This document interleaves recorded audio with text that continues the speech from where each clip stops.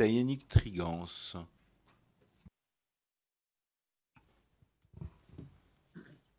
Monsieur le Président, Mesdames et Messieurs les membres du comité de suivi, chers collègues, je voulais tout d'abord vraiment très sincèrement saluer et vous féliciter pour le travail minutieux de suivi de l'application de la loi de refondation de l'école de la République, qui est une priorité emblématique du président de la République et des gouvernements successifs depuis 2012, pour une école juste pour tous et pour une école exigeante pour chacun. Ce travail de suivi qui nous est présenté est indispensable pour mesurer les résultats concrets des législations votées par nos soins et donc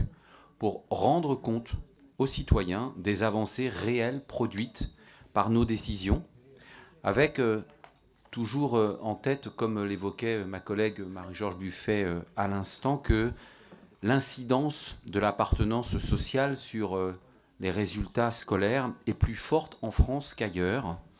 et que la démocratisation de la réussite reste au cœur de cette loi. Deux dispositifs de la réforme me tiennent particulièrement à cœur dans le premier degré, car essentiels pour permettre la réussite de tous nos élèves. C'est la scolarisation des enfants de moins de 3 ans, qui a été portée à hauteur de 3 900 postes, et le dispositif plus de maîtres que de classes à hauteur de 1000 postes. Ces dispositifs ont démontré leur efficacité dans la lutte contre les inégalités sur notamment les territoires fragiles, comme celui de ma circonscription, dans le département de la Seine-Saint-Denis, département qui avait vu, nous ne l'oublions pas, qui avait vu la scolarisation des enfants de moins de 3 ans passer de 11% en 2007 à 0% en 2012.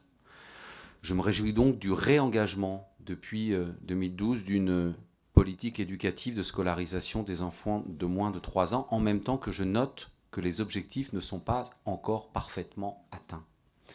Il en est de même pour le dispositif visant à proposer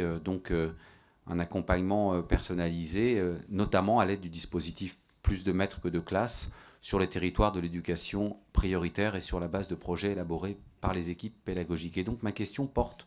sur le suivi de ces dispositifs, sur comment pourrait-il être assuré